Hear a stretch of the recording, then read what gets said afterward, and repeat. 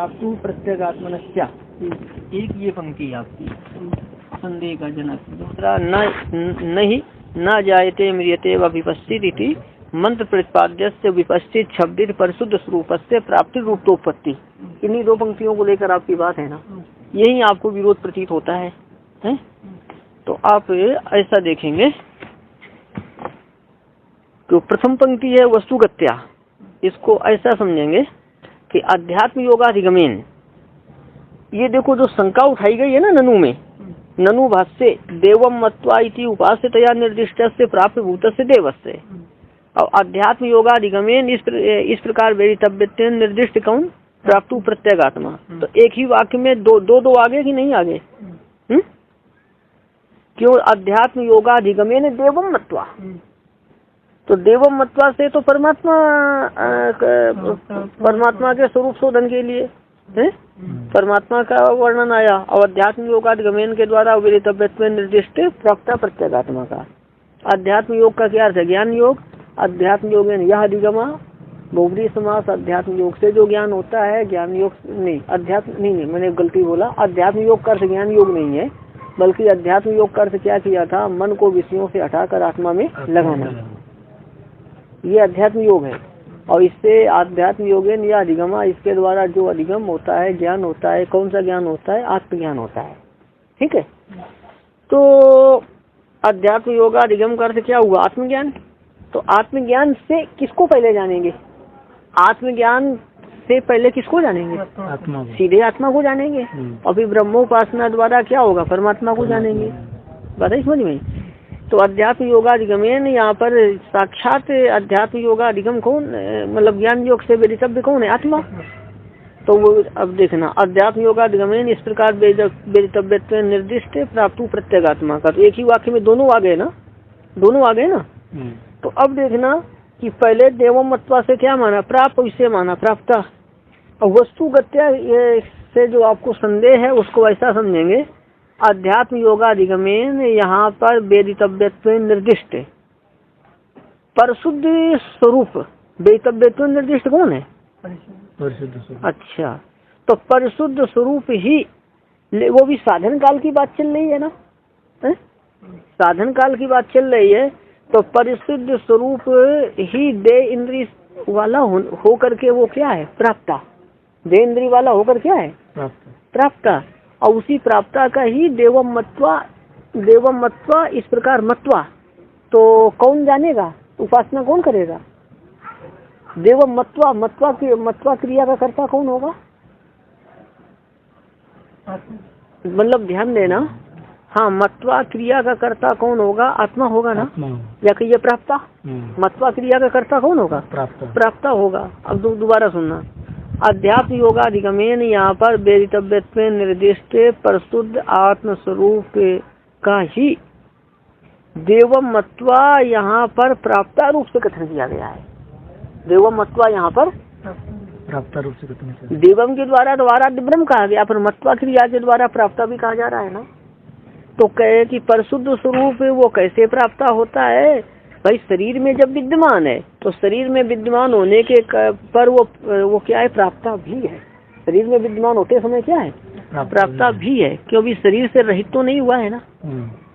देवम मत्वा, देवता की उपासना करके, परमात्मा की उपासना करके वो कब संभव है? शरीर में रहते। तो शरीर में रहते समय जब वर्णन किया गया है अध्यात्म योगाधिगमेन देवम मत्वा, और तो अध्यात्म योग अधिगमेन इस प्रकार वेदितव्य निर्दिष्ट कौन है? अपना आत्मा। अपने आत्मा को जानेंगे, परिशुद्ध आत्मा को जानेगा। तो जो परिशुद्ध आत्मा को जानेगा वो अभी क्या है? क्या देहेंद्रिय से युक्त है ना। तो परिशुद्ध आत्मा स्वरूप को जानेगा, फिर क्या करेगा? परमात्मा की उपासना करेगा। तो मत्वा के द्वारा उसी का किस प्रकार से निर्देश किया गया है? प्राप्तत्वेन, प्राप्ता रूप से। किस प्रकार निर्देश किया है? प्राप्ता रूप से निर्देश किया गया है। और अध्यात्म योगाधिगमेन यहाँ पर वेदितव्य निर्दिष्ट है विशुद्ध आत्म स्वरूप, और बाद में फिर देहेंद्रिय से युक्त है, इसलिए उसी को बाद में क्या कहा गया है? प्राप्ता। बाद में क्या कहा गया है? प्राप्ता। तो इसलिए जो है ना, भाष्य का श्री भाष्य में जो है प्राप्त प्रत्यगात्मा ऐसा कहा गया है।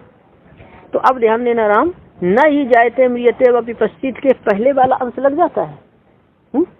अब इसको देखो थोड़ा, नहीं को एक साथ में करना है। अब ना जाए, अब ये जो बाद वाली पंक्ति है ना जायते म्रियते व विपश्चित, तो यहाँ पर दे इंद्री मन मतलब दे आदि से रहित परिशुद्ध स्वरूप का ही वर्णन है। यहाँ पर दे आदि से रहित परिशुद्ध स्वरूप का ही, यहाँ उसका उपासकत्वेन वर्णन नहीं है। उपासकत्वेन वर्णन मतलब दे आदि से रहित परिशुद्ध आत्म स्वरूप का वर्णन है। उस समय प्राप्त क्यों हो रहा था? क्योंकि देह में रहते समय परिशुद्ध आत्म स्वरूप को जाना है, और फिर वही क्या देवम मत्वा इस प्रकार जो है वो परमात्मा की उपासना कर रहा है। तो अध्यात्म योगाधिगम के द्वारा वो बेरी शब्द हो रहा है, और परमात्मा की उपासना करने से वही क्या हो रहा है? प्राप्त हो रहा है। और यहाँ पर क्या है कि दे आदि से रहित परिशुद्ध स्वरूप का ही वर्णन यहाँ पर है।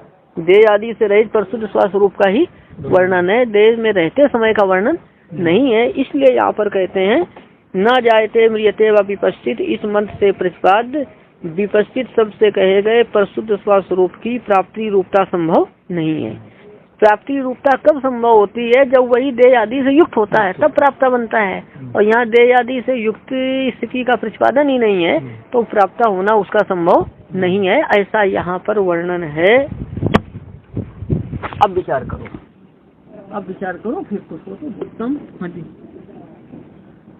आत्मेन्द्रिय मनोयुक्तम भोक्तृत्याहुर मनीषिणा, यहाँ आत्मा का अर्थ दे इंद्रिय तथा मन से युक्त, फिर आत्मस्वरूपम को ले लेंगे। दे इंद्रिय तथा मन से युक्त आत्मस्वरूप भोक्ता है, इति मनीषिणा आहु, ऐसा विद्वान कहते हैं। भोक्ता आत्मा कैसे है? दे इंद्रिय और मन से युक्त। अब देव बताते हैं कि अब जो है ना वो प्राप्ता कौन है? प्राप्ति करने वाला, उसको बताते हैं। यह तू, किंतु जो विज्ञान सारथी करते बुद्धि रूप सारथी वाला और मन रूप लगाम वाला, जो बुद्धि रूप सारथी वाला नियंत्रित मन रूप लगाम वाला है, नरा करते मनुष्य, यह नरा बुद्धि रूप सारथी वाला और नियंत्रित मन रूप लगाम वाला है, वह मार्ग के पार विष्णु के उस परम स्वरूप को प्राप्त करता है। यहाँ आपनोति का से प्राप्नोति, आपनोति का क्या है? तो मार्ग के पार मतलब संसार रूप मार्ग के पार, संसार रूप मार्ग के पार विष्णु के परम स्वरूप को प्राप्त करता है। कौन प्राप्त करता है? इस पंक्ति को देख के बोलो। जो साधना करेगा वही तो है। अच्छा, तो अब देखना कि विज्ञान और मन मतलब बुद्धि मन के रहते, बुद्धि मन और देह के रहते वो क्या है? आपका साधना करने वाला। तो यही साधना करके पाता है। तो प्राप्ता शब्द का प्रयोग कठ में इसके लिए किया गया है। कठ में प्राप्ता शब्द का प्रयोग इसके लिए किया गया है, केवल अनुभविता अर्थ में नहीं है। साधन करके प्राप्त करने वाला, साधन करके प्राप्त करने, केवल अनुभविता अर्थ में नहीं है, ऐसा समझेंगे। तो अब देखना, इस मंत्र से प्रतिपाद्य का ही प्राप्ति रूपत्व है।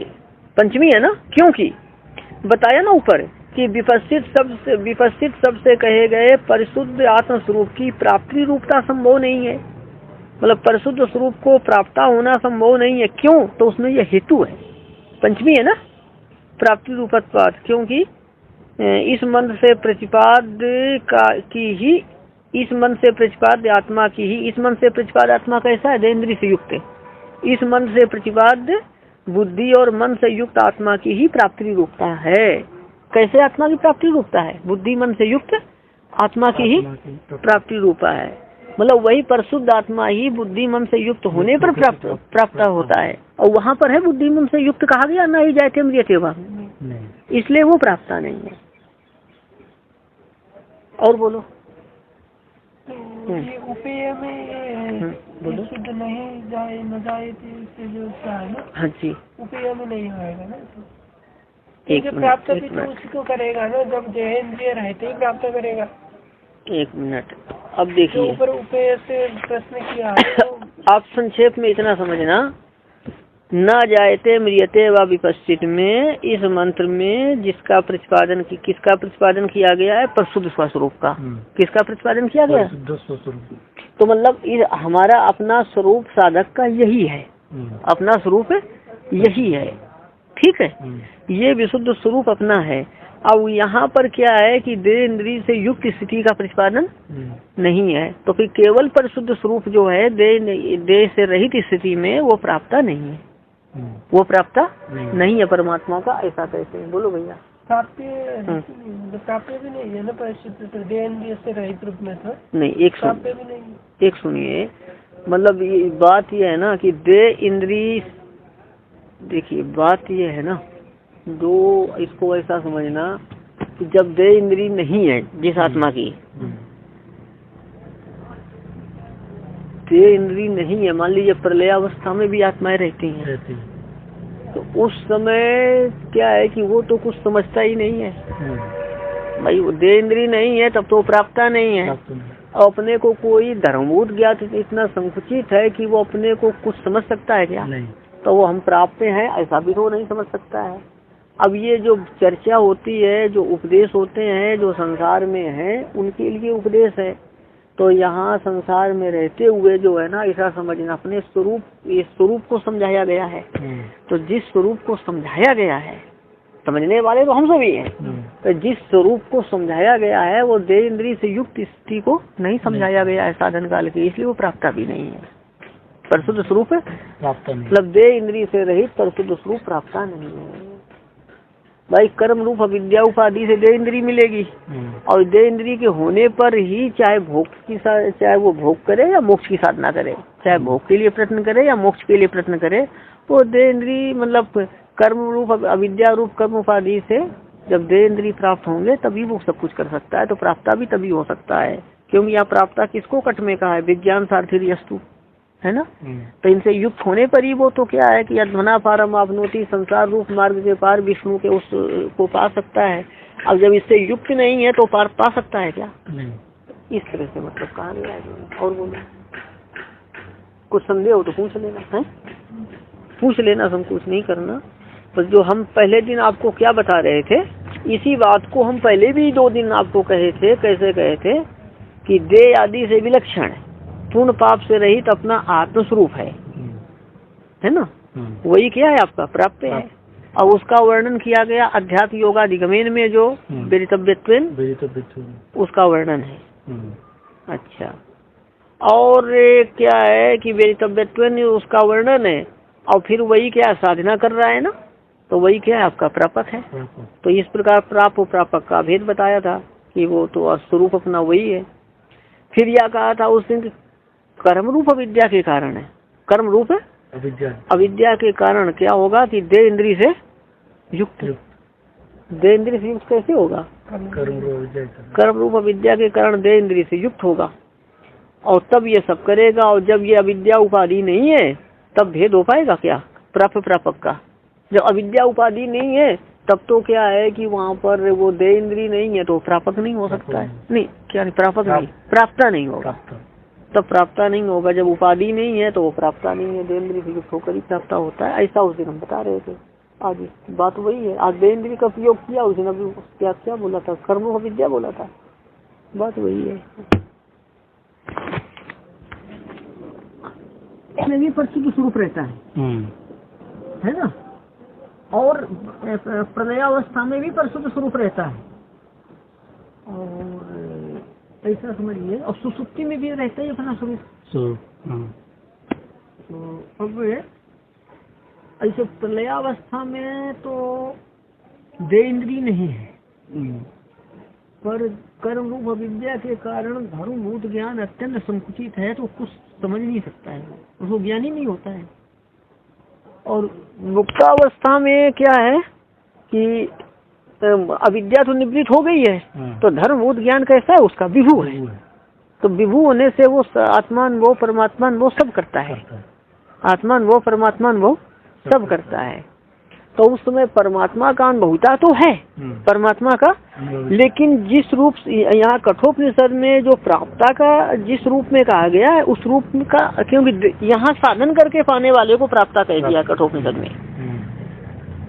बस इतनी बात आ गई ना। स्वध्वना पारम आपनोति, प्राप्त करता है कौन? जो युक्त होता है ना, वही जाकर वहाँ प्राप्त करता है। बात ये आ गई ना, तो ये बात आ गई। तो प्राप्ता इनसे युक्त होने पर कहा गया है, इनसे युक्त होने पर क्या कहा गया है? प्राप्ता। बात है समझ में? तो अब जब ये समझ गए तो अध्यात्म योगा अधिगमेन देवम मत्वा, तो विद्या इंद्रिय से युक्त होकर है ही, इसलिए उसको वहाँ पर क्या है कि प्रापक भी हो गया। नहीं, प्रापक नहीं, प्राप्ता। स्वध्वना पारम आपनोट, यहाँ पर देह इंद्रिय से युक्त होने पर प्राप्ता कहा, और देह इंद्रिय से युक्त होने पर साधना होती है, इसलिए अध्यात्म योगा अधिगमेन देवम मत्वा। यहाँ पर क्या किसका वर्णन हो गया? उसका प्राप्ता का किसका हुआ? प्राप्ता। क्योंकि भाष्यकार क्या कहते हैं, वेदितव्य में निर्दिष्ट प्राप्ता प्रत्येगात्मा का। प्राप्ता प्रत्येगात्मा भाष्यकार कह रहे हैं, उसका कारण यही है कि वो देह इंद्रिय से युक्त होकर साधना कर रहा है तो प्राप्ता है। अब देखो यहाँ पर चले तथैव, और वैसा ही विशेषणाच इस सूत्र के भाष्य में प्रतिपादन किया गया है। प्रतिपादित होगा विषय तो उसमें क्या रहेगा? प्रतिपादित तो वैसा ही विशेषणाच इस सूत्र के भाष्य में प्रतिपादित है विषय। अतएव इस कारण ही प्राप्त और प्राप्ता के एकाधिकरण का बोधक, प्राप्त और प्राप्ता के एकाधिकरण का बोधक, निर्देश पर एक अर्थ निर्देशक अथवा बोधक, निर्देश करने वाला, बोध कराने वाला। प्राप्त प्राप्ता के एकाधिकरण का बोधक गुहा मंत्र। गुहाम प्रविष्टो परमे परार्थे, ये मंत्र है। गुहाम प्रविष्टो परमे परार्थे पंचाग्नियो, नहीं ये तो आगे आएगा ना, अभी आया नहीं है ना। अच्छा, कि हृदय रूपी गुहा में दो प्रविष्ट हैं, जीव और ईश्वर। तो वहां पर ध्यान, नहीं दो प्रविष्ट हैं तो दो कौन कौन? छाया और आतप। आतप से कहा गया है वहाँ पर परमात्मा को, छाया से किसको कहा गया? जीव को। अच्छा, तो यहाँ पर ध्यान देना, तो ऐसा समझेंगे कि जो ना जायते म्रियते व विपस्थित में उसका परिशुद्ध स्वरूप का प्रतिपादन किया गया है, वो वहाँ किस शब्द से कहा गया? विपस्थित शब्द से। किस शब्द से? विपस्थित। ना जायते म्रियते व विपस्थित, इस वाक्य से प्रतिपादन किया गया है परिशुद्ध स्वरूप का। तो उसके लिए क्या शब्द आया वहाँ पर? विपस्थित। विपस्थित का क्या अर्थ है? सर्वज्ञ। विपस्थित का क्या अर्थ है? सर्वज्ञ। अच्छा, तो जो परिशुद्ध स्वरूप है, तो परिशुद्ध स्वरूप कैसा है यहाँ पर? प्राप्त। तो प्राप्त जो परिशुद्ध स्वरूप है वो तो उपाधि रहित स्वरूप को भी प्राप्त करना है, तो वो कैसा है? सर्वज्ञ है। वो कैसा है? सर्वज्ञ। अच्छा, तो अतएव अर्थ ले लेना कि प्राप्त और प्राप्ता में भेद होने के कारण, प्राप्त और प्राप्ता में भेद होने, हाँ भेद होने के कारण ही प्राप्त और प्राप्ता के, प्राप्त कौन हो गया? परिशुद्ध आत्मा। और प्राप्ता कौन हो गया? कि विज्ञान और मन से युक्त आत्मा। कि प्राप्त और प्राप्ता के एकाधिकरण के बोधक गुहा मंत्र में छाया तपो, इस प्रकार अज्ञत्व के वाचक, अज्ञत्व करते अज्ञान, क्या मतलब? अज्ञानित्व। अज्ञत्व के वाचक छाया शब्द से निर्देश देखा जाता है। किसका? किसका निर्देश देखा जाता है? प्राप्ता का। किसका? प्राप्त और प्राप्ता के एकाधिकरण, प्राप्त और प्राप्ता के एकाधिकरण। एक अधिकरण कौन है? हृदय रूप गुहा। दोनों एक ही हृदय रूप गुहा में है। प्राप्त और प्राप्ता के एकाधिकरण के बोधक गुहा मंत्र में छाया तपो, इस प्रकार अज्ञत्व के वाचक छाया शब्द से निर्देश देखा जाता है। कथन देखा जाता है किसका? प्राप्ता का। तू विपस्थित शब्द न, किंतु विपस्थित शब्द से निर्देश, किंतु विपस्थित शब्द निर्देशों न दृष्टा, किंतु विपस्थित शब्द से निर्देश नहीं देखा जाता है। विपस्थित का क्या अर्थ है? सर्वज्ञ। सर्वज्ञ शब्द से निर्देश क्यों नहीं देखा जाता है? कि प्राप्त और प्राप्ता में भेद होने के कारण। प्राप्त और प्राप्ता में, क्योंकि जो प्राप्ता है, जो अभी साधना कर रहा है, तो वो सर्वज्ञ है अथवा अज्ञानी है? धर्मभूत ज्ञान उसका कैसा है? संकुचित है ना, तो अज्ञानी है ना, विभूत तो नहीं है। अच्छा, तो प्राप्त प्राप्ता में भेद होने के कारण ही क्या होता है कि अज्ञत्व के वाचक छाया शब्द से प्राप्ता का निर्देश देखा जाता है। बात है समझ में? अब प्राप्त जो परिशुद्ध स्वरूप है उसके लिए कौन सा शब्द आया है पहले? नहीं जायते म्रियते में, हाँ, किंतु विपस्थित शब्द से निर्देश नहीं देखा जाता है। कहाँ? एकाधिकरण के बोधक गुहा मंत्र में। अतः इस कारण यथोक्त अर्थ ही है, इसलिए हमने जो अर्थ किया है वो उचित ही है, उसमें कोई श्री भाष्य से विरोध। तो इसलिए यथोक्त अर्थ ही है कि हमारा जो अर्थ है वो उचित है, उसका श्री भाष्य से कोई विरोध। तो श्री भाष्य ने प्राप्त को भी क्या कह दिया? प्राप्ता कह दिया, अभेद होने के कारण। और कैसे अभेद हो गया? क्योंकि साधन काल की बात है तो बुद्धि और मन से युक्त है, तो वही साधना कर रहा है तो वही प्राप्ता बन गया। अब वही क्या है कि पहले अपने परिशुद्ध स्वरूप को जानता है, साधना करने वाला पहले अपने परिशुद्ध स्वरूप को जानता है, फिर क्या करता है? परमात्मा की उपासना करता है। पहले परिशुद्ध स्वरूप को जानता है, फिर परमात्मा की। हाँ, और जो केवल, अच्छा, और ना जायते म्रियते में विपस्थित में जो कहा गया परिशुद्ध स्वरूप, वो उपासना कर सकता है, तो ज्ञान योग में भी प्रवृत्त नहीं हो सकता है, कोई भी साधना नहीं कर सकता है। हाँ, तो ज्ञान योग में भी प्रवृत्त नहीं हो सकता। इनके पहले क्या रहता है? घट का अज्ञान। घट ज्ञान के पहले क्या रहता है? घट का अज्ञान। और पट ज्ञान के पहले क्या रहता है? पट का अज्ञान। तो ब्रह्मानुभव के पूर्व काल में क्या रहेगा? ब्रह्म का अब अनुभव काल में रहेगा? नहीं रहेगा। तो अनुभव काल में तो अज्ञान रहता नहीं है। साधक के अनुभव काल में अज्ञान नहीं रहता है। अब देखिए, अविद्या निवृत्ति का मतलब आप समझो कि जो जैसे जिसको एक तो साधन करते करते पहले तो परोक्ष रहता है ना स्मृति, फिर वही जब अपरोक्ष होती है, साक्षात्कारात्मिका होती है, तो पूर्णता अविद्या निवृत्त हो जाती है। पूर्णता अविद्या अज्ञान उसका निवृत्त हो जाता है। उसमें क्या है?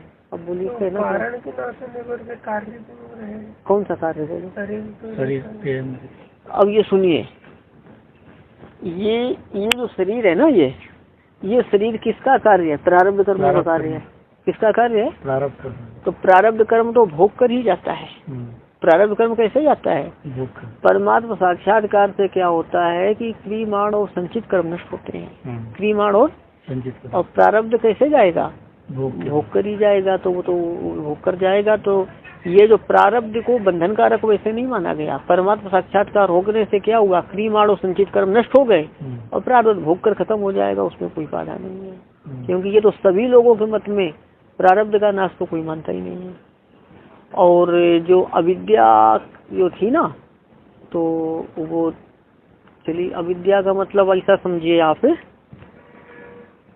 कि क्रियमाण जब कर्म रूप अविद्या कहते हैं ना, तो कर्म रूप अविद्या तो ये क्या है कि क्रियमाण और संचित जो कर्म है ये तो उससे नष्ट हो जाएंगे। और परमात्मा साक्षात्कार के पहले क्या था? जो उसका अज्ञान था वो भी खत्म हो गया। वो भी क्या हो गया? बल्कि हुआ क्या? परमात्मा साक्षात्कार से ही क्रियमाण और संचित चले गए। किससे गए? परमात्मा। हाँ, और साक्षात्कार का होने का मतलब क्या है कि वो जो परमात्मा का ज्ञान भी खत्म हो गया। परमात्मा का अज्ञान, परमात्मा के अपरोक्ष ज्ञान से पहले जो उनका अज्ञान था वो भी चला गया। तो अविद्या तो बंधन कारक खत्म हो जाती है। बोलो भैया।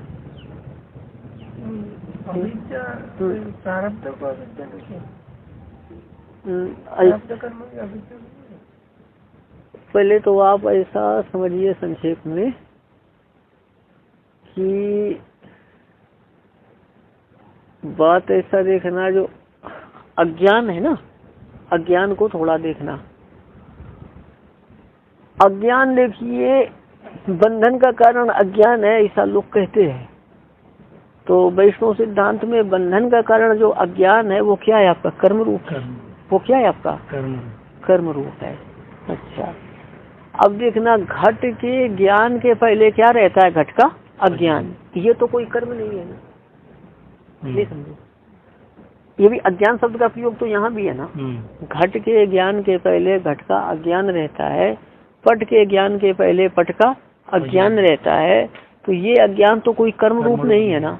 ये अज्ञान को क्या मानते हैं कि ज्ञान का संकोच। ज्ञान का घट ज्ञान के पहले घटाकार था धर्मभूत ज्ञान आपका? नहीं, संकोच था ना। अच्छा, तो एक तो अज्ञान शब्द जो है ना, ये घट का ज्ञान, पट का ज्ञान, तो अज्ञान को भाव पदार्थ माना है सांकर संप्रदाय में। वैष्णव संप्रदाय में अज्ञान को अलग पदार्थ ही नहीं माना। वो कहते हैं क्या है कि यहाँ ज्ञान का संकोच ही अज्ञान है। ज्ञान का संकोच ही अज्ञान है। तो परमात्मा के ज्ञान के पहले क्या रहता है? परमात्मा का अज्ञान। तो एक ये अज्ञान समझ में आई बात। एक अज्ञान शब्द का प्रयोग इसके लिए है, और दूसरा अज्ञान शब्द का प्रयोग विष्णु पुराण में अविद्या किसके लिए कहा गया? कर्म के लिए कहा गया। तो बात यह है ना कि जब बंधन का कारण जो अज्ञान कहा गया है वो किम रूप है? वो कर्म रूप है। तो कर्म रूप है, तो कर्म में तो ये देखेंगे कि कर्म में कौन है? क्रियमाण और संचित कर्म। क्रियमाण और क्यों? प्रारब्ध जो है वो तो उसका तो कोई काट है नहीं। प्रारब्ध तो उसकी कोई काट है। और यहाँ पर क्या है कि प्रारब्ध को तो ऐसा कोई, इसलिए अविद्या मानकर उसके कोई नाश का प्रयास भी नहीं करता है। बताते समझ में। हालांकि वो भी प्रारब्ध कर्म, अविद्या का अर्थ क्या किया है? कर्म किया है। तो प्रारब्ध भी कर्म ही है, लेकिन इसका तो कोई नाश नहीं हो सकता है ना। नाश किस अज्ञान का करना है? ज्ञान से। साधक का काम क्या है कि वही वो जो मतलब ज्ञान और अज्ञान जब विरोधी होते हैं ना, जैसे क्या छाया और प्रकाश विरोधी होता है, वैसे ज्ञान और अज्ञान विरोधी होते हैं। तो यहाँ पर अज्ञान का अर्थ जानते हैं क्या है? वही ज्ञान का संकोच ही है। ज्ञान का वैष्णव मत में वो कोई अज्ञान भाव पदार्थ नहीं है, बल्कि ज्ञान का संकोच ही है। तो ज्ञान होने से जिस विषय का ज्ञान होगा उस विषय का, जैसे घट के ज्ञान के पहले घट का अज्ञान था, तो घट का अज्ञान क्या है? धर्मभूत ज्ञान का एक संकोच ही है। तो ये संकोच समाप्त हो जाता है। तो इसलिए एक तो अज्ञान, ये बात आती समझ में, ये अज्ञान तो रहता नहीं है। और इसी जो कहते हैं परमात्मा को जानो, तो जानने का मतलब क्या है? ये अज्ञान पहले वाला खत्म करो। तो ये अज्ञान कोई कर्म रूप नहीं है। परमात्मा को जानो, जानने के क्या मतलब है कि पहले का अज्ञान तो मतलब क्या है? ज्ञान का संकोच रूप था, तो ज्ञान होते ही वो अज्ञान तो गया। अब जो साक्षात्कार का फल जो है ना, भिद्यते हृदय ग्रंथि छिद्यन्ते सर्व संशया क्षीयन्ते चास्य कर्माणि तस्मिन् दृष्टे परावरे। भिद्यते हृदय ग्रंथि, हृदय की रागद्वेष आदि ग्रंथियों का भेदन हो जाता है। छिद्यन्ते सर्व संशया, और सभी प्रकार के संशयों का छेदन हो जाता है। संशय रहते हैं ना सूक्ष्म रूप से कि भगवान है या नहीं है, कैसे है, ऐसा। क्षीयन्ते चास्य कर्माणि तस्मिन् दृष्टे परावरे, परावरे दृष्टे, परावर परमात्मा का साक्षात्कार होने पर अस्य कर्माणि क्षीयन्ते, इसके कर्म भी क्षीण हो जाते हैं। कौन से कर्म क्षीण होते हैं? क्रियमाणो संचित। और प्रारब्ध के लिए तो ना भुक्तम क्षीयते कर्म कल्प कोटि सतैरपि, ऐसा आता है। गीता में देखना क्या है? ज्ञान अग्नि ही सर्व कर्माणि, ज्ञान अग्नि सभी कर्मों को भस्म कर देती है। शंकराचार्य का भाष्य है प्रारब्धेतर सभी कर्मों को, प्रारब्धेतर सभी कर्म। और यहाँ वैष्णव मत के अनुसार देखना, ये ज्ञान, ये गीता में जो ज्ञान आया है ना, तो ये आत्मज्ञान के संदर्भ में है, यहाँ परमात्मा का कोई प्रसंग नहीं है। तो आत्मज्ञान के से क्या होता है कि आत्म साक्षात्कार के प्रतिबंधक सभी कर्म नष्ट होते हैं। आत्म साक्षात्कार के सभी कर्म प्रतिबंधक मतलब क्या है? ज्ञान आगिना सर्व कर्माणि भस्मसात् कुरुते अर्जुन। तो वैष्णव मत के अनुसार सर्व कर्माणि का क्या अर्थ है? आत्म साक्षात्कार के प्रतिबंधक सभी कर्म। तो अब सुनना, आत्म साक्षात्कार के प्रतिबंधक जो कर्म थे उनके कारण ये क्या था? आत्माकार वृत्ति नहीं हो रही थी, वो ज्ञान धर्मभूत ज्ञान संकुचित था। धर्मभूत ज्ञान के संकोच का कारण क्या था? आत्म साक्षात्कार के प्रतिबंधक कर्म, आत्म साक्षात्कार के प्रतिबंधक उनके कारण ही संकोच था। चलिए, तो अब आप यहाँ पर देखना कि ज्ञान से सभी कर्म नष्ट हो जाते, मतलब आत्म साक्षात्कार के प्रतिबंधक सभी कर्म नष्ट हो जाते। रुको, हाँ आत्म साक्षात्कार से, ठीक है। फिर कार्य पहले कारण बाद में कैसे हो?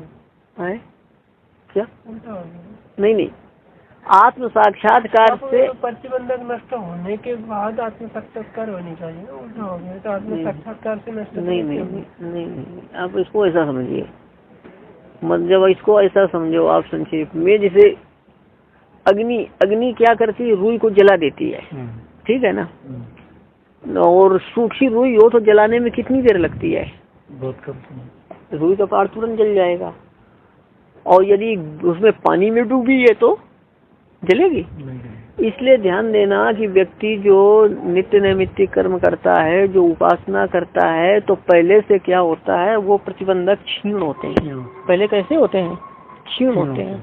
और जब बिल्कुल सूख जाते हैं तब तो वो संस्कार रूप होते हैं, तो ज्ञान अग्नि से फिर वो दग्ध हो जाते हैं। ज्ञान अग्नि से वो दग्ध हो जाते हैं।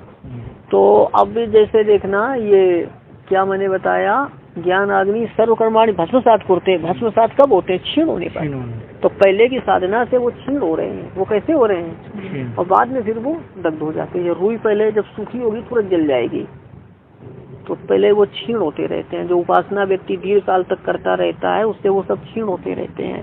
और साक्षात्कार के समय वो क्या इस स्थूल रूप में रहते हैं? क्या क्षीण होते हैं। जैसे देखना, गीता में आया है, वो क्या है? रसवर्ज्यम रसोपयस्य परम दृष्ट्वा निवर्तते। रसवर्ज्यम रसोपयस्य, रसवर्ज्यम, अच्छा, रसोपयस्य परम दृष्ट्वा निर्वर्तते, कि ऐसा रसवर्ज्यम ही है ना। विषया विनिर्वर्तनते निरारस्य देहिना रसवर्ज्यम। ध्यान देना कि जो आहार सेवन नहीं करता है व्यक्ति, रोग के कारण, उपवास के कारण, किसी कारण से जो व्यक्ति आहार नहीं करता है, तो उसके स्थूल, उसके क्या स्थूल, एक मिनट, आहार नहीं करता है मतलब जो विषय सेवन नहीं करता है, उसके विषय तो छूटे हुए हैं। विषया भी निवर्तनते निराहार से, तो जो आहार नहीं करता है मतलब जो विषय सेवन नहीं करता है, उसके स्थूल विषय तो छूट जाते हैं। जैसे कोई जंगल में जाकर एकांत गुहा में साधना करने लगे तो विषय छूट गए स्थूल रूप से, सुन लेना, उसके विषय छूट गए ना। तो विषया शक्ति छूटी क्या? नहीं। सूक्ष्म विषया शक्ति तो चित्त में पड़ी रहेगी। तो विषया भी निवर्तनते निराहार से देहिना रस वर्ज्यम, मतलब विषया शक्ति को वो तो पड़ी रहती है, चाहे वो साधक हो अथवा कोई रोगी हो, कुछ भी हो। एकांत चला गया तो क्या हुआ, स्थूल विषय छोड़ दे, आसक्ति नहीं जाएगी। आसक्ति कैसे जाएगी? रसोपयस्य परम दृष्टवा निवर्तते, पर तत्व का साक्षात्कार करने से क्या चली जाती? आसक्ति चली जाती है।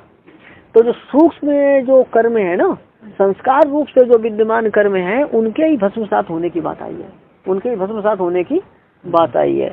तो सुन लेना, ना ना ना, प्रतिबंधक धीरे धीरे क्षीण होते रहते हैं। ये तभी देखो, ये क्या था, ये जो है ना, ऐसा ये ऐसा मानते हैं ना कि नित्य नैमित्तिक कर्म करने से जैसे जैसे अंतःकरण निर्मल होता है, वैसे वैसे ब्रह्म विद्या उत्कर्ष होती रहती है, वैसे वैसे ब्रह्म विद्या उत्कर्ष। तो कैसे उत्कर्ष होती है? जैसे नित्य नैमित्तिक कर्म जैसे जैसे व्यक्ति करता रहता है, वैसे वैसे क्या होता है? ब्रह्म विद्या उत्कर्ष को प्राप्त होती है। क्यों? ब्रह्म विद्या की उत्पत्ति के प्रतिबंधक है क्या होते हैं? कर्म। ब्रह्म विद्या की उत्पत्ति के प्रतिबंधक क्या होते हैं? कर्म। तो फिर क्या होता है कि नित्य नैमित्तिक कर्म के करने से जैसे जैसे क्या होगा? कर्म। जैसे वो कर्म मतलब वो अंतःकरण शुद्ध होता जाएगा, प्रतिबंधक हटते जाएंगे, वैसे वैसे ब्रह्म विद्या निष्पन्न होती चली जाएगी, ब्रह्म विद्या निष्पन्न होती चली जाएगी। और ब्रह्म विद्या से क्या होगा? ब्रह्म साक्षात्कार के प्रतिबंधक नष्ट होंगे। दो तरह की बात आई थी ना इस अवस्था में। नित्य नैमित्तिक कर्म करने से क्या होगा? ब्रह्म विद्या की उत्पत्ति के प्रतिबंधक क्षीण होंगे, और ब्रह्म विद्या से क्या होगा? उसके साक्षात्कार के प्रतिबंधक क्षीण होंगे। तो ये जैसे नित्य नैमित्तिक कर्म ब्रह्म विद्या की निष्पत्ति क्यों नहीं हो पाती है? अपरोक्षात्मिका ब्रह्म विद्या त्वरित क्यों नहीं होती है? क्योंकि प्रतिबंधक सब विद्यमान है। तो उन प्रतिबंधकों को क्षीण करने के लिए क्या करना पड़ेगा? नित्य नैमित्तिक कर्म। उससे क्या ये प्रतिबंधक क्षीण होते जाएंगे, और जैसे जैसे प्रतिबंधक क्षीण होते जाएंगे वैसे वैसे ब्रह्म विद्या निष्पन्न होती चली जाएगी। प्रतिबंधक क्षीण होंगे तो ब्रह्म विद्या निष्पन्न होती चली जाएगी। तो मतलब क्या है कि अब प्रतिबंधक हैं लेकिन वो क्षीण हो रहे हैं धीरे धीरे। और जो संस्कार रूप से रहते हैं उसमें क्या बताया कि साक्षात्कार के प्रतिबंधक जो थोड़े बचेंगे तो वो भस्मसात हो जाएंगे साक्षात्कार से। तो प्रतिबंधक है, ये प्रतिबंधक है। तो अब ऐसा संक्षेप में ध्यान देना कि स्थूल कामादि विकारों के रहते कोई साधना भी कर सकता है क्या? स्थूल कामादि विकारों के रहते रागद्वेष, स्थूल रागद्वेष के रहते साधना ही नहीं हो सकती, तो साक्षात्कार होगा क्या? नहीं। तो ये तो क्या है कि पहले ही ये क्षीण करने पड़ेंगे। अब ये शास्त्रीय शास्त्र सम्मत कर्मों से, भजन से, किसी प्रकार स्थूल रूप से तो पहले ही क्षीण करने पड़ेंगे, और जो संस्कार रूप से रह जाएंगे वही साक्षात्कार से जाते हैं बाद में। ऐसा सामान्य रूप से कहा जाता है। विशिष्टाद्वैत सिद्धांत की दृष्टि से साक्षात्कार के प्रतिबंधक ब्रह्म विद्या से निवृत्त होते, और किसके प्रतिबंधक? ब्रह्म विद्या की निष्पत्ति के प्रतिबंधक नित्य नैमित्तिक कर्मों से दूर होते हैं, कहा गया। और जो गीता में है ज्ञानाग्नि सर्वकर्माण भस्मसात कुरुते अर्जुन, ये आत्मज्ञान के प्रसंग में है, तो इसके आत्म साक्षात्कार के प्रतिबंधक नष्ट हो जाएंगे, परमात्म साक्षात्कार के प्रतिबंधक बने रहेंगे। तो देवम मत्वा उसी से वो जाएंगे। अब कुछ बोलो फिर आगे चलाऊंगा।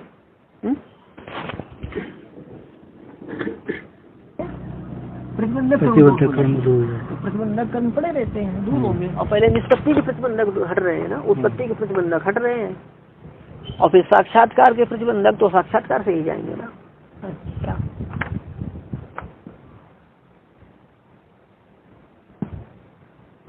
हाँ। और वो भी जैसे जैसे ब्रह्म विद्या निष्पन्न हो रही प्रतिबंधक कम होती चली जाते हैं। सूर्य का उदय होते ही देखना, सूर्य के उदय होने से पहले ही अंधेरा कम होने लगता है, देखा है ना आपने?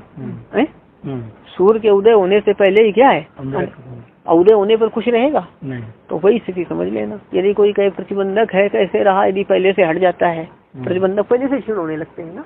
हाँ ऐसा। और रात और शाम को क्या होता है, अंधकार आ जाता है, सूर्य नहीं रहता है, और सूर्य आने के पहले ये सब खत्म होने लगते हैं। प्रतिबंधक नहीं मान सकते किसको? अंधेरा यहाँ वैसा प्रतिबंधक नहीं है, लेकिन हाँ वैसा प्रतिबंधक भावना नहीं है। सूर्य के आते ही प्रकाश तो हटने लगता है ना। नहीं सूर्य के आते ही अंधकार तो हटने लगता है। सूर्य है सूर्य के लिए प्रतिबंधक। हाँ बस ठीक है, मतलब सूर्य के आते ही अंधकार तो हटने लगता है ना, ऐसा। हाँ ये बात सही है। तो वैसे ही क्या है, आत्म साक्षात्कार के होने से पहले, आत्म साक्षात्कार की स्थिति आने से पहले ही सब प्रतिबंधक हटने लगते हैं ना। यहाँ प्रतिबंधक नहीं, बात सही है। हटो। कौन प्राप्त करता है? विज्ञान साथी, विज्ञान से बात नहीं है। इसके लिए कठोपनिषद में प्राप्त करना है ना। और अध्यात्म योगाधिगमेन देवम मत्वा, तो यहाँ पर वही साधक जो विज्ञान साथी से युक्त है, वही साधक क्या करेगा? परशुद्ध स्वरूप का साक्षात्कार करेगा। वही साधक जो विज्ञान साथी वाला है ना, परशुद्ध आत्म स्वरूप का साक्षात्कार करेगा। आगे क्या करेगा? ब्रह्मोपासना करेगा, वो प्राप्त है। बताइए नहीं। और यहाँ पर क्या है कि देह इंद्रिय से युक्त स्थिति का वर्णन है ही नहीं, बिल्कुल परशुद्ध स्वरूप ही है। विज्ञान मतलब मन उसका भगवत धाम तो पहुँच नहीं पाएंगे यहाँ। नहीं मतलब वहाँ जाके साक्षात्कार करना है।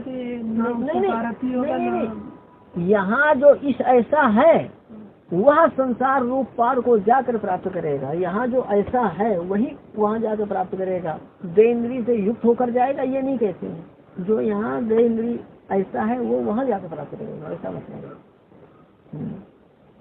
तो अब मतलब वहाँ जाकर के परमात्मा का अनुभव करने वाला तो देह इंद्रिय से युक्त नहीं है, पर जो यहाँ जिसको प्राप्त करने वाला का है ना, यहाँ पर वह प्राप्त करता है। कौन? जो ऐसा है।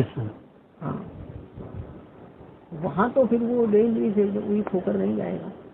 तो साधन जो कर रहा है ना प्राप्ति का, उसको यहाँ प्राप्त कहा गया है। तो वही जाके आगे प्राप्त करेगा। तो साधन करके प्राप्त करने वाला है, ऐसा मतलब है। और कुछ हो तो नोट कर लो, वही पूछ लेना। समझ बना पा रहा हूँ कुछ पूछे ना, यहाँ लाएगा प्रश्न तो पूछ लो। तो पूर्व स्थिति को लेकर ऐसा बोल लिया, उसका ये मतलब नहीं है कि शरीर सही तो वहाँ जाएगा, ऐसा नहीं कहते हैं। वहाँ शरीर तो छोड़कर वही जाएगा। तो प्राप्ता संसार रूप मार्ग के पार जाके जो प्राप्त करता है, जो पहले शरीर से युक्त है, तो वही शरीर की स्थिति में उसको प्राप्त कहा गया है। परशुद्ध स्वरूप नहीं थी साधन कर पाएगा।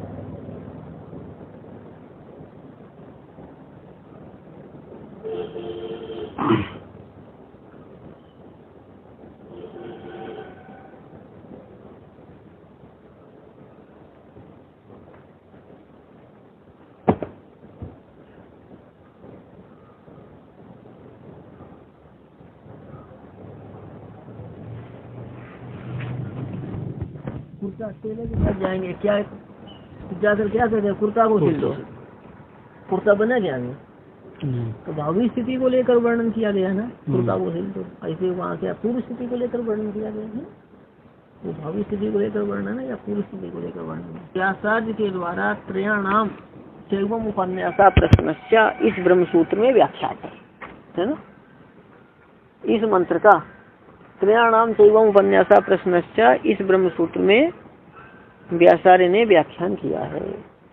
तो व्यासार्य ने कैसे व्याख्यान किया है वो देखेंगे। व्यासार्य ने अन्य धर्म, अयम मंत्र से कौन सा मंत्र है? अयम अन्य धर्माद अन्य धर्मात अन्य तस्मात् कृता कृतात्, और आगे अन्य भूताच्या भव्याच्या यत् तत्पश्यति तद्वत्। हाँ तो अन्य धर्मात्मा, धर्म का अर्थ किया करते हैं व्यासार्य उपाय, धर्म का अर्थ हो गया उपाय। ठीक है। अब देखना प्रसिद्ध उपाय कौन है? याद आती प्रसिद्ध उपाय है ना।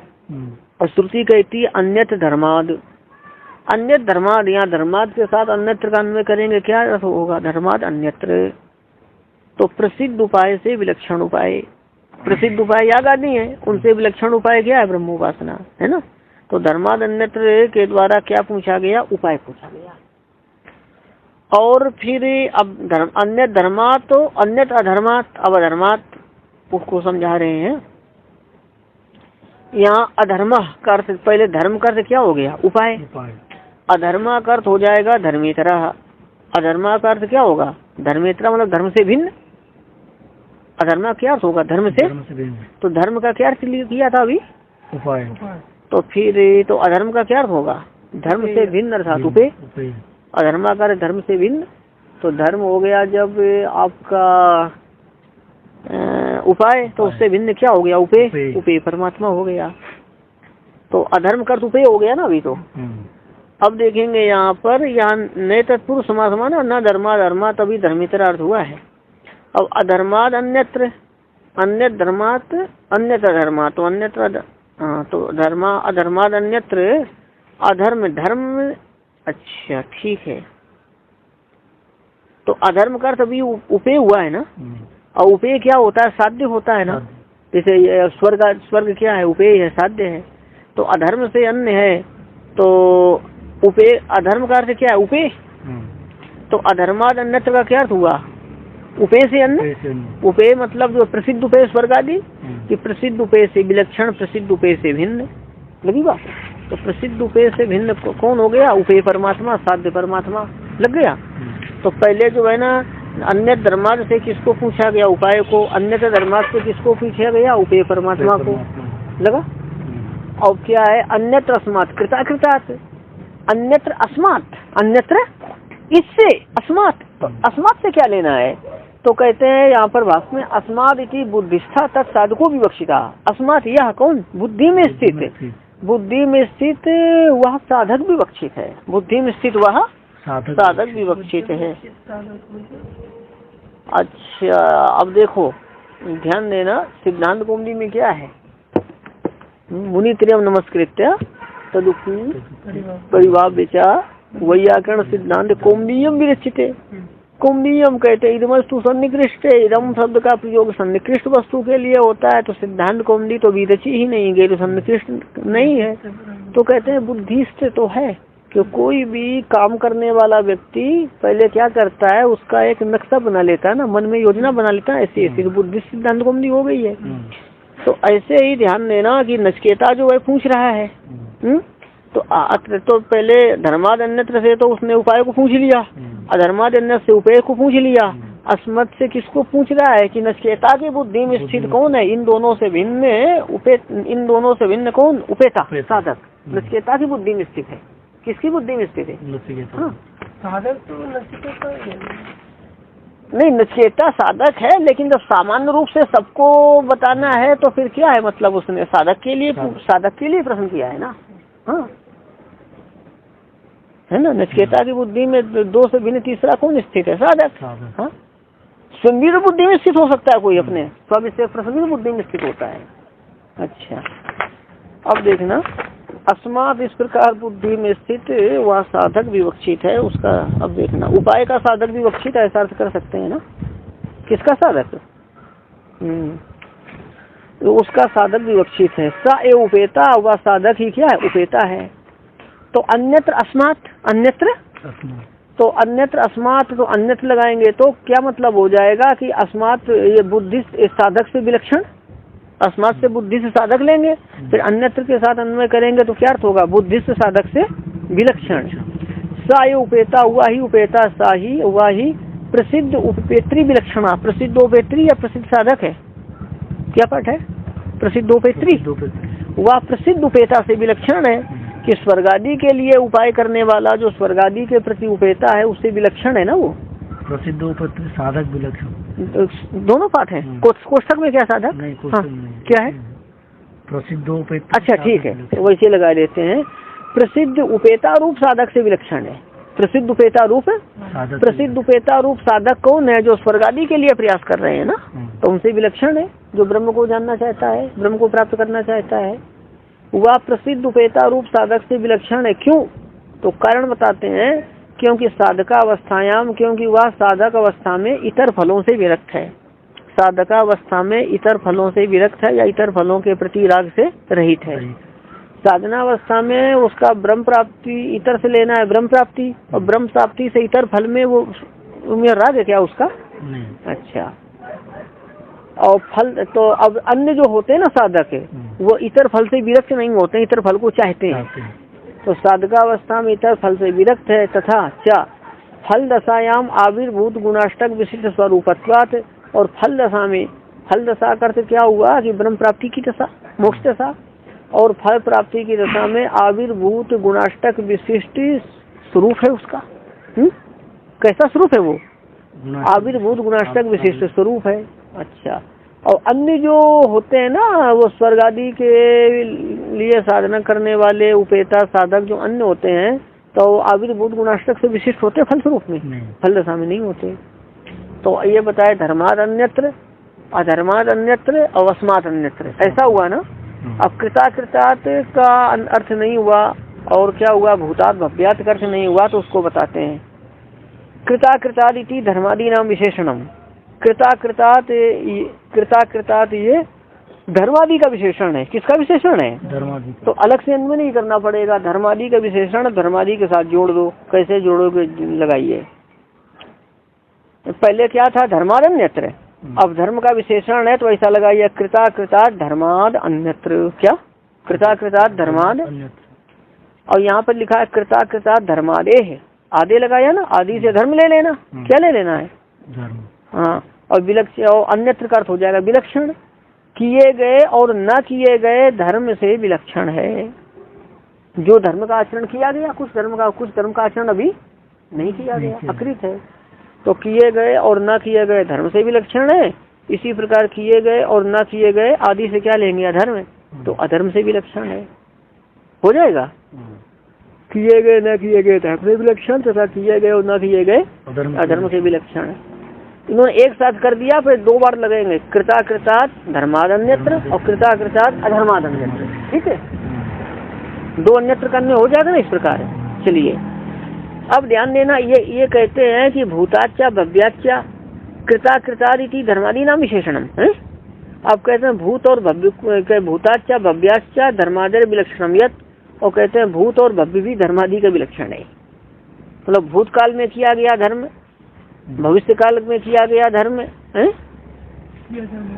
हाँ, भूतकाल में किया गया, भविष्य काल में किए गए धर्म से विलक्षण है, तथा इसी प्रकार के अधर्म से भी विलक्षण यथ जो है।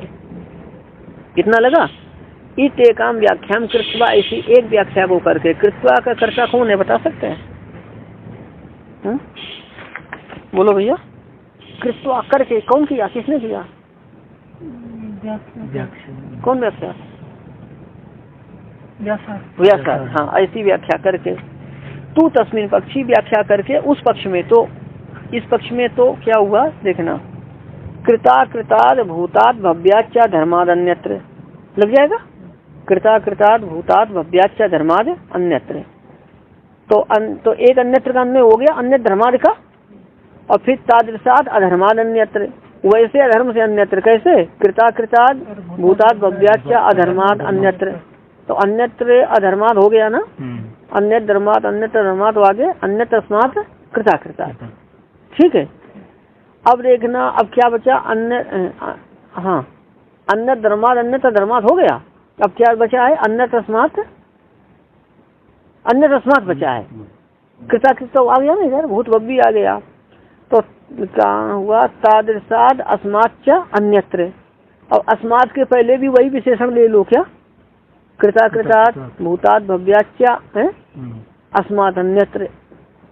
अच्छा, इति अन्यत्र शब्द त्रयेण एव उपपत्तौ, इस प्रकार जो है व्याख्यान होगा। जो व्याख्यान अभी किया है वो इसी प्रकार का होगा। कहते हैं इस प्रकार अन्यत्र शब्द त्रयेण एव उपपत्तौ, इस प्रकार तीन अन्यत्र शब्द से ही कार्य चलने पर, तीन अन्यत्र शब्द हो गए ना। एक कहाँ पर आया? धर्माद अन्यत्र, और दूसरा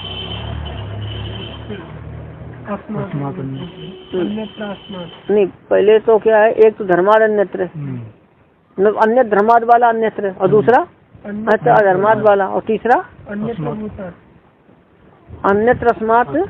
तो तीन से ही काम चला, क्योंकि यहाँ पर धर्माधर्म और भूत भव्य सबका अन्वय आ गया ना कृताकृतता। अब तो अंतिम पंक्ति में क्या है, अन्यत्र अस्मात् नहीं, अन्य धर्मात अन्यत्र धर्मात अन्यत्र अस्मात् कृता कृतात् अन्यत्र भूवाच्य भूताच्य भव्याच्य, ये तृतीय है। दूसरी पंक्ति में अन्य शब्द या चतुर्थ है, जो कुल कितने अन्यत्र शब्द हैं बताइए मंत्र में, है? ठीक से देखो पूरे दोनों पंक्तियों में, मंत्र में चार है। ठीक से देखो, अन्यत्र धर्मात अन्यत्र अधर्मात चार है। फिर अन्यत्र भूताच्य, चार अन्यत्र शब्द है। ठीक से देख लो, चार है ना। तो अभी जो है ना सुदर्शन सूरी ने जो अर्थ किया है उसके अनुसार कितने अन्यत्र शब्द से काम चल गया? 3 से। तो कहते हैं इस प्रकार अन्यत्र शब्द प्रेरण हो, 3 अन्यत्र शब्द से ही कार्य चलने पर, कितने? 3 अन्यत्र शब्द से ही कार्य संभव होने पर अन्यत्र भूताच्य भव्याच्य, यहाँ पर आए हुए अन्यत्र शब्द की व्यर्थता है। अन्यत्र शब्द की लग गया, व्यर्थ हो गया ना इस पक्ष में। अब फिर देखना, तो ये कृता कृताद और भूतात भव्याच्य को सबके साथ जोड़ रहे हैं ना। क्या था? कृता कृताद भूताच्य भव्याच्य धर्माद अन्यत्र, सबके साथ जोड़ रहे हैं। तो सुनो यहाँ पर, एक तो इस मत में क्या असंगति आई, क्या दोष आया कि एक अन्य शब्द व्यर्थ हो गया, व्यर्थ हुआ ना।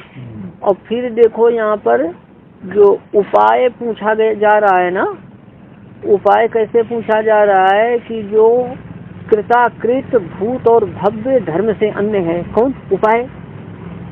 तो किए गए और न किए गए तथा भूतकाल में किए गए, भविष्य काल में किए जाने वाले और वर्तमान काल में किए जा रहे धर्म से अन्य है। तो जो उपाय ब्रह्मोपासना ही क्यों न हो, चाहे जो ब्रह्मोपासना उपाय है वो तो किसी न किसी काल में की जाती है। पहले साधक करता था क्या? तो कालत्रय से अपरिच्छिन्न हुआ क्या? अन्यत्र भूताच्य भव्याच्य, भूत भव्य और चा के द्वारा क्या लिया था? वर्तमान काल। तो कालत्रय से अपरिच्छिन्न अर्थ लेना चाहते हैं ना, तो कालत्रय से अपरिच्छिन्न आत्मा तो होती है परमात्मा, क्योंकि तीनों कालों में रहती है। और ब्रह्मोपासना रूप साधन भी कालत्रय से अपरिच्छिन्न है क्या? नहीं। ये भी दोष हुआ। लगाइए, कहते हैं और उपाय की कालत्रय से परिच्छिन्नता होने के कारण, या उपाय को कालत्रय से परिच्छिन्न होने के कारण, तत्प्रकार से उपाय में कालत्रय से परिच्छिन्न, कालत्रय परिच्छिन्न से विलक्षण है क्या उपाय? नहीं। तो कालत्रय परिच्छिन्न से विलक्षणता के अनन्वय का विचार करके, विलक्षणता के अनन्वय का, तो कालत्रय परिच्छिन्न से विलक्षणता का अन्वय होगा इसमें उपाय में?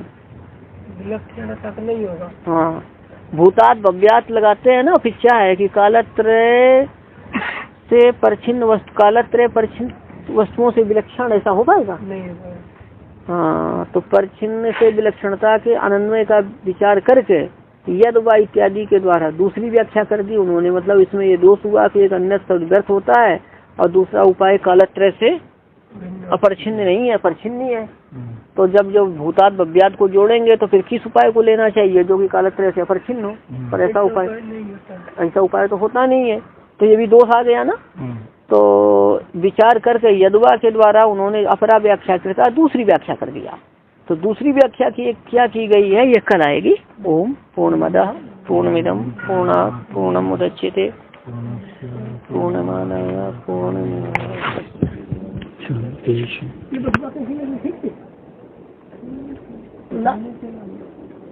चलो ले आया करो फिर, है ना।